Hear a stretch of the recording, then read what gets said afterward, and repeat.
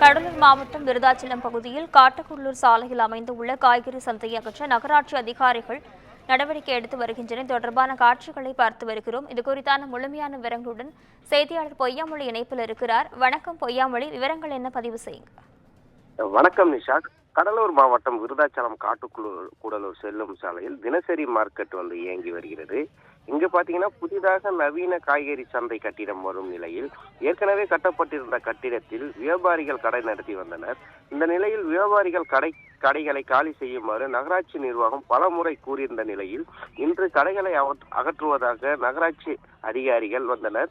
இந்த நிலையில் அவர்களை முற்றுகையிட்டு தங்களின் வாழ்வாதார கேள்விக்குறி ஆகிடும் என்று கால அவகாசம் வேண்டும் எனவும் இடமாற்றம் வேண்டும் எனவும் கோரிக்கை வைத்தனர். பின்னர் நகராட்சி நிர்வாக அதிகாரிகள் மறுத்ததால் காவல்துறையினர் பாதுகாப்புடன் ஜேசிபி இயந்திரத்தை கொண்டு வியாபாரிகளின் கடையை இடைத்தனர்.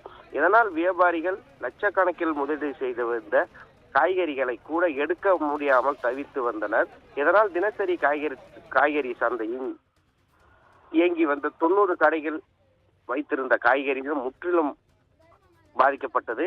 மேலும் கடைகள் இழந்துவிட்டதால் கேள்விக்குறியாக விவசாயிகள் இருக்கின்றனர். காய்கறி சந்தையை நம்பி இருந்த ஆயிரக்கணக்கான விவசாயிகள் வாழ்வாதாரம் பாதிக்கப்படுவது மட்டுமில்லாமல் இனிவரும் காலங்களில் பொதுமக்கள் எங்கே செல்வார்கள், காய்கறி வாங்குவார்கள் என முற்றிலுமாக அப்பகுதியில் கேள்விக்குறியாகி உள்ளது.